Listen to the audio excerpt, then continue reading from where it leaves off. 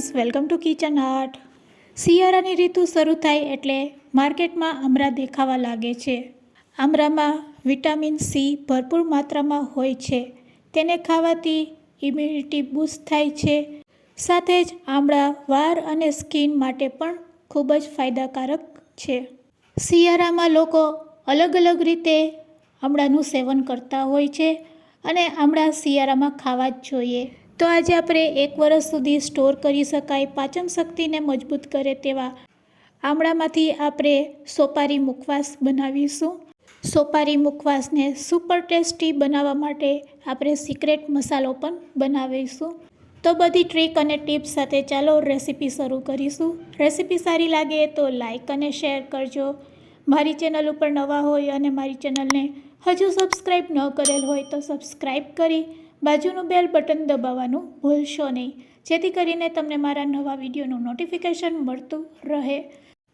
આમળાનો સોપારી મુખવાસ બનાવવા માટે અહીંયા આપણે 300 ગ્રામ જેટલા આમળા લીધેલા છે. માર્કેટમાંથી એકદમ ફ્રેશ આમળા પસંદ કરવાના. તમે ફ્રીજમાં જો 2 દિવસ કે 1 દિવસ પણ રાખશો તો આમળા ઉપર આ રીતના કારાશ પડી જશે. તો ખાસ ધ્યાન રાખવાનું, જ્યારે પણ મુખવાસ તમારે બનાવવો હોય તો ઇન્સ્ટન્ટ બજારમાંથી લઈને તરત જ બનાવજો. તો હવે આપણે આમળાને પહેલાં સારી રીતે ધોઈ લેશું. આમળાને ધોયા પછી આપણે સ્ટીમ કરવાના છે. તો ચાલો હવે આપણે ગેસ તરફ જઈશું.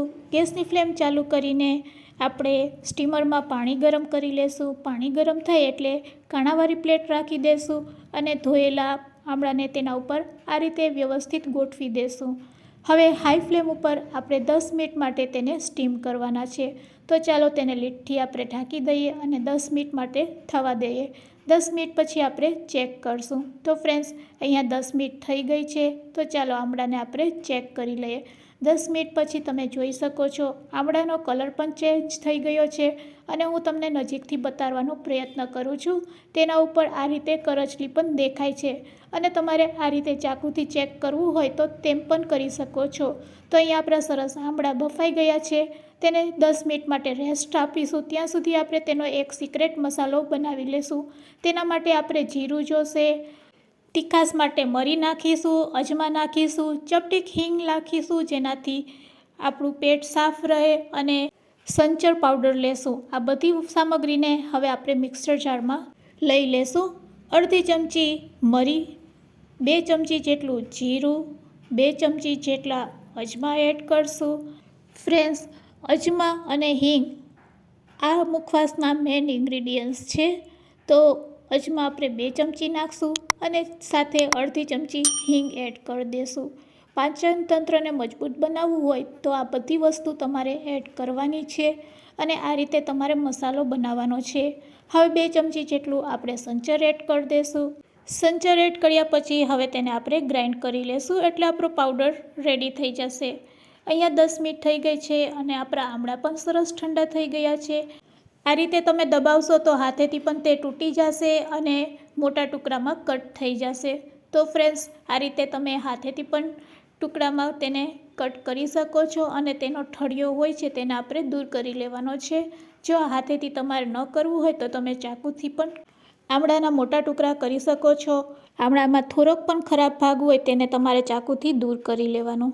ચાકુની મદદથી પણ તેના મોટા ટુકડા આરામથી થઈ જાય છે.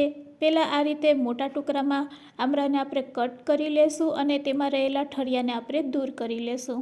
તો ફ્રેન્ડ્સ, આ રીતે આપણે બધા ઠળિયા છે તેને દૂર કરી લેશું અને આમળાને આ રીતે મોટા ટુકડામાં કટ કરી લેશું.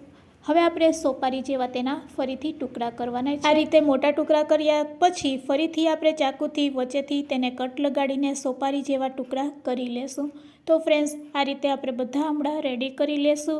આ રીતે આમળા રેડી થઈ જાય એટલે તરત જ તેના ઉપર આપણે રેડી કરેલો મસાલો છે તે સ્પ્રેડ કરી દેશું. તો ફ્રેન્ડ્સ, આ મસાલાને એકદમ પાવડર જેવો તમારે રેડી કરવાનો છે અને આપણે આ મસાલો જેટલો પણ બનાવેલો છે તે બધો આપણે આમળા ઉપર આ રીતે ચમચીથી સ્પ્રેડ કરી દેશું.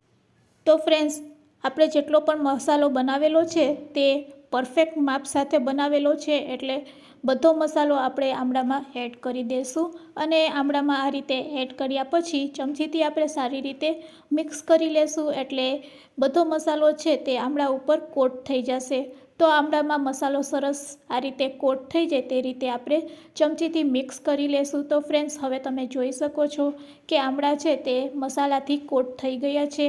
હવે આપણે તેને 1 કલાક માટે રેસ્ટ આપવાનો છે.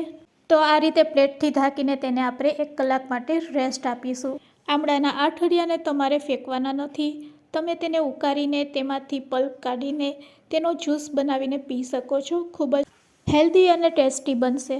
તો આ રીતે તમારા ઠળિયામાંથી પણ પલ્પ કાઢીને આમળાનો જ્યુસ બનાવી લેવાનો. અહીંયા 1 કલાક થઈ ગઈ છે અને બધા આમળા આપણા સરસ સેટ થઈ ગયા છે. ફ્રેન્ડ્સ, આ વિડીયો તમે ક્યાંથી જોઈ રહ્યા છો તે પણ મને કમેન્ટ્સમાં જરૂરથી કહેજો. હવે બીજી પ્લેટમાં આપણે આ રીતે છૂટા આમળાને સેટ કરી દેશું અને ટેરેસ ઉપર રાખી દેશું. જ્યાં તડકો આવતો હોય ત્યાં તમારે 2 દિવસ આ આમળાને સૂકવવાના છે.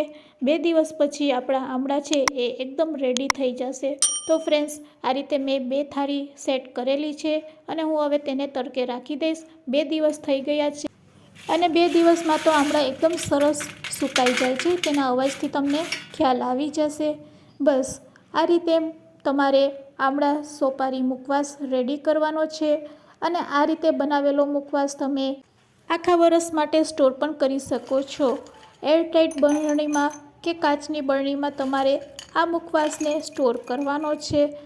નાના હોય કે મોટા, સૌ કોઈનો ફેવરેટ બની જશે અને બજારમાંથી ક્યારેય તમે આ મુખવાસ નહીં ખરીદશો.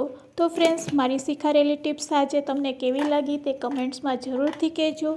વિડીયો એન્ડ સુધી જોયો હોય તો એક લાઇક અને સબસ્ક્રાઈબ ન કરેલ હોય તો સબસ્ક્રાઈબ કરી લેજો. વિડીયો યુઝફુલ લાગ્યો હોય તો તમારા ફ્રેન્ડ્સ, મિત્ર અને ગ્રુપમાં પણ જરૂરથી શેર કરજો. Thanks for watching. ફરી મળીશું એક આવા નવા જ વિડીયો સાથે.